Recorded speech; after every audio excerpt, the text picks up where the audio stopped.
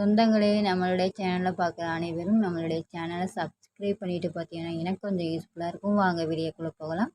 ஊமை நாடகம் பாகம் 7. மாமனாரும் மருமகனும் கணக்கை அலசி ஆராய்ந்து முடிக்க இரவு 10:30 ஆனது. சாந்தாவும் பேச்சியும் சாப்பிட்டு முடித்து ஹாலுக்கு வந்தன. சாந்தா தனது முகத்தை பார்த்த கணவனுக்கு ஜாடையாக எதை சொல்ல தனது கையில் இருந்த லெட்டரை மூடி வைத்த அமுதன், சரி நீ போய் படுபாலா, மீதியை நாளைக்கு பார்க்கலாம் என்று கூறிவிட்டு அவரும் எழுந்து கொண்டார். பாலனும் எழுந்து தயங்கி நின்றான். இங்கே போய் படுப்பது அவர் ரூம்லையா என்ற குழப்பத்தோடு நின்றவனின் அருகே வந்தது சாந்தா. பாலா, உன்னோட பொருள்கள் எல்லாம் பல்லவியோட ரூம்ல வலது பக்கம் இருக்கிற கடைசி கபோர்டில் வச்சிருக்கேன். நீ போய் அங்கேயே படுத்துக்க பாலா என இயல்பு போல் சொல்லிவிட்டு பேச்சியை அழைத்து கொண்டு வேறு ஒரு அறைக்குள் போய்விட்டாள். சிறிது நேரம் தயக்கத்துடன் நின்ற பாலா பிறகு மெதுவாக மாடிப்படிகளில் ஏறி பல்லவியின் அறையை அடைந்தான். இந்த இள வயதுக்குள் எவ்வளவோ பிரச்சனைகளையும் திறமையுடன் சமாளிக்கிறான். ஆனால் இன்று பல்லவியின் அறைக்கு செல்ல அவனுக்கே தடுமாற்றமாகத்தான் இருந்தது.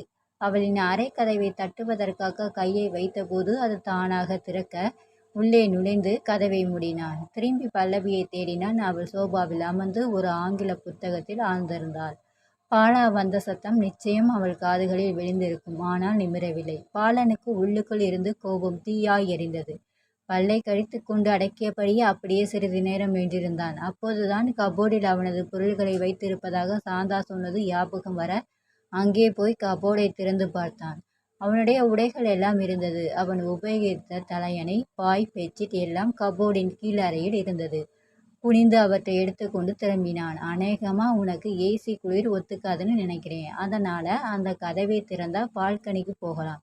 நீ அங்கே போய் படுத்துக்கலாம். புத்தகத்திலிருந்து நிமிராமலேயே விரலை மட்டும் நீட்டி பால்கனி செல்லும் கதவை காட்டினாள் பல்லவி.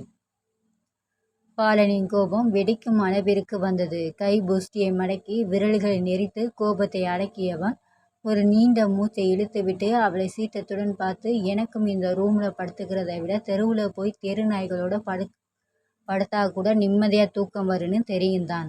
ஆனால் என்னோட நிலைமை இந்த பெருசுகளுக்கு எங்கே புரியுது? அதான் தெரு நாய்கள் கூட படுக்கிறதை விட இப்போதைக்கு இங்கே படுக்கிறது தான் சரின்னு வந்தேன் சொல்லென்று உரைக்குமாறு கூறினான்.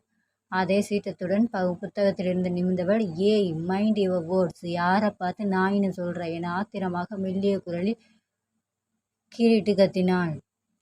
தனது வார்த்தை சரியான இலக்கை தாக்கியதில் சந்தோஷம் அடைந்த பாலா தன் முழு உயரத்திற்கும் நிமிர்ந்து, ஏன் புரியலையா? உன்னைத்தான் சொல்கிறேன். பணக்கார வீட்டு ஜாதி நாய் நீ. ஆனால் விசுவாசம்ங்கிறது தெருநாய்கள் கிட்ட தான் இருக்கும். சாதி நாய்கள் கிட்ட அதை எதிர்பார்க்க முடியாது. ஆனால் பாருங்க மேடம், எனக்கு தெருநாய்களை பிடிச்ச அளவுக்கு பணக்கார வீட்டு ஜாதி நாய்களை சுத்தமாக பிடிக்காது. மறுபடியும் எரியும் நெருப்பில் எண்ணெயை கொட்டினான். ஏதோ கோபமாக பேச வாயை திறந்த பல்லவி சட்டென்று அடங்கினாள். இவன் தன்னை மட்டம் தட்டுவதையே குறிக்கோளாக கொண்டு பேசுகிறான். இவனிடம் இன்னும் பேச்சை வளர்த்து இவனை ஜெயிக்க விடக்கூடாது என்ற எண்ணத்தில் மறுபடியும் பால்கனியின் கதவை விரல் நீட்டி காட்ட அவுட் மேன் என்றாள். அவள் அப்படி தன்னை அடக்கி கொண்ட பிறகு மேலும் பேச்சை வளர்ப்பது அநாகரியமான செயல் என்று பாலாவுக்கு புரிந்தது. ஒரு வேகத்தோடு திரும்பி பால்கனி கதவை திறந்து பாயை விரித்து அது தலையணையை போட்டு படுத்து கொண்டான். தோட்டத்தில் இருந்த பூக்களின் வாசனையுடன் வந்த மெல்லிய பூங்காற்று சுகமானதான் இருந்தது. ஆனால் அதை அனுபவிக்கும் நிலையில் இல்லை. பெரியவர்கள் எவ்வளவு பெரிய தவறான முடிவெடுத்து விட்டார்கள். எண்ணெயும் தண்ணியும் எப்பவுமே ஒட்டாதுன்னு அவங்களுக்கு ஏன் புரியாமல் போச்சு?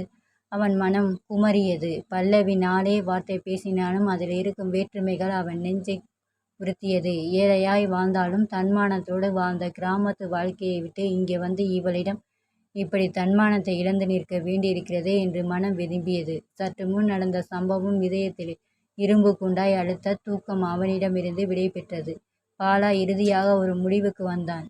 இனிமேல் அவளிடம் எதுவுமே பேசக்கூடாது. நிச்சயம் இந்த வாழ்க்கை இப்படியே போகாது.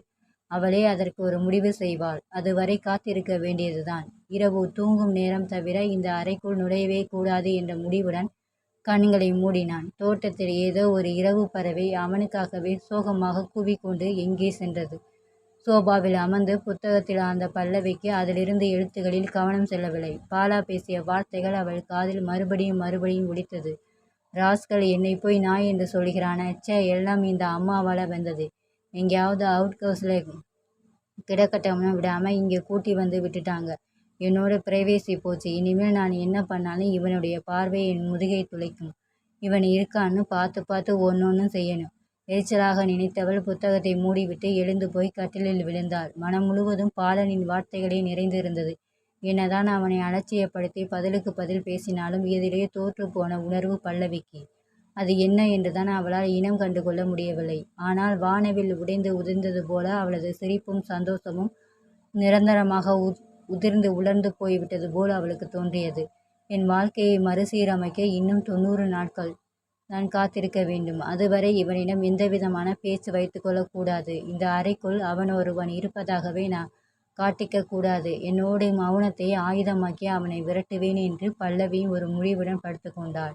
இருவரின் சிந்தனையும் ஒன்றேதான். ஆனால் சிந்தனையின் தரத்தில்தான் சிறு வித்தியாசம். திருமணமான தம்பதிகள் முதல் நாள் இரவே தங்களின் பிரிவை எப்படி செயல்படுத்துவது என்ற தீவிர சிந்தனையுடனே உறங்கி போனார்கள். மறுநாள் காலை பல்லவி கண் வலிக்கு முன் பாலா அந்த அறையிலிருந்து போய்விட்டிருந்தான். அவனது படுக்கை கபோர்டுக்கு கீழே சுருட்டி வைக்கப்பட்டிருந்தது. படுக்கையில் இருந்து எழுந்து அமர்ந்தவளுக்கு அந்த இளங்காலை பொழுதை ரசிக்க முடியவில்லை. அடுத்து என்ன செய்ய வேண்டும் என்று பல்லை கூட விளக்காமல் படுக்கையில் அமர்ந்து பெரிதாக யோசித்தாள். ஒரு பெண் தனது இதய ஒளியால் ஒரு குடும்பத்தையே பிரகாசிக்க செய்கிறாள். அதே பெண் தனது மமதையால் அந்த குடும்பத்தையே இருட்டாக்குகிறாள். ஆணின் இதயத்தில் மின்னலாய் உட்புகுந்து மின்சாரத்தை பாய்ச்சும் பெண் அவளால் அவன் இதயத்தில் ஏற்படும் அதிர்வலைகளை உணர மறுப்பதை. கட்டி பிடிப்பது காதல் என்றால் விட்டு கொடுப்பது வாழ்க்கை அல்லவா? இவை இன்றுமே இல்லாவிட்டால் ஆணும் பெண்ணும் மனித மிருகங்கள் தானே? பல்லவி செய்த யோசனையின் முடிவுகள் தெளிவாக இருந்தது. இதை தவிர இவனை விரட்ட வேறு வழியில்லை என்று முடிவு செய்த பிறகு அதிலிருந்து பின்வாங்குவதாக இல்லை என்ற உறுதியுடன் எழுந்து குளியலறைக்கு போனாள். அவள் குளித்து உடைமாற்றி கொண்டு வெளியே வந்தபோது காப்பியுடன் வந்த வேலைக்கார பெண் உங்களையும் மாப்பிளையும் ஐயாவையும் கூப்பிட கீழே வர சொன்னாங்க சின்னம்மா என்று கூற காப்பியை கையில் வாங்கிய பல்லவி அப்போ அவன் கீழே இல்லையா என்ற யோசனையுடன் பால்கனியின் கதவை திறந்து வெளியே எட்டி பார்த்தாள். பாலா அங்கே இல்லை. எங்கேயாவது போய் தொலையட்டும் என்று எரிச்சலுடன் நினைத்தபடி காப்பியை குடித்துவிட்டு உடை மாற்றிக்கொண்டு பல்லவி கீழே வரும்போது சமையல் அறையில் இருந்து வந்த பேச்சி அவளை வித்தியாசமாக பார்த்தாள். பேச்சி ஏன் அப்படி பார்க்கிறாள் என்று பல்லவிக்கு காரணம் புரிந்தது. அவள் போட்டிருந்த ட்ராக் ஷூட்டும் டைட்டான ஷர்ட்டும் தான்.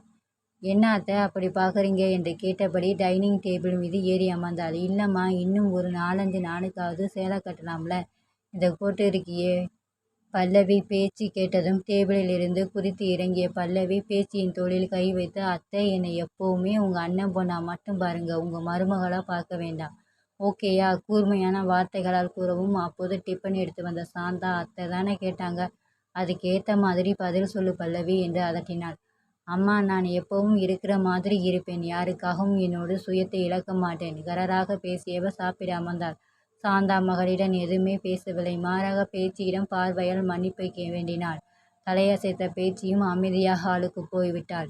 ஹாலில் அமர்ந்திருந்த அமுதனிடம் வந்த பேச்சு பாலனை எங்கென காணோம், வெளியே எங்கேயாச்சும் அனுப்பியிருக்கீங்களா என்று கேட்கவும் இல்லைம்மா, நானும் பாலனை தான் தேடுகிறேன் என்றார்.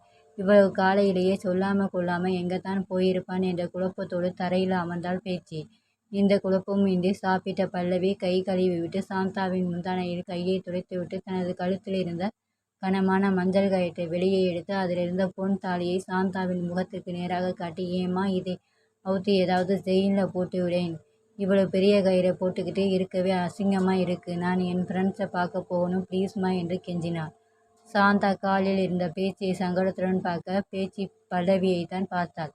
சாந்தாவுக்கு ரொம்ப சங்கடமாக இருந்தது. மகளின் அருகே போய் மெல்லிய குரலில், ஏண்டி இப்படி இருக்க, எதை எப்போ பேசணும்னு உனக்கு தெரியவே தெரியாதா? இன்னும் 3 நாள் பொறுத்துக்க, 5வது நாள் செயினில் போட்டுக்கலாம் என்று கூற பச்சை என்று சலிப்புடன் உதட்டை பிதுக்கி கூறிவிட்டு தாலி கயிறை தனது டிஷர்ட்டுகளும் சுருட்டி மறைத்து கொண்டு வெளியே போய் தனது ஸ்கூட்டியை எடுத்துக்கொண்டு கிளம்பினாள். தொடரும். உங்களுக்கு இந்த வீடியோ பிடிச்சிருந்தா லைக் பண்ணுங்கள், ஷேர் பண்ணுங்கள், சப்ஸ்கிரைப் பண்ணுங்கள். தேங்க்ஸ் ஃபார் வாட்சிங்.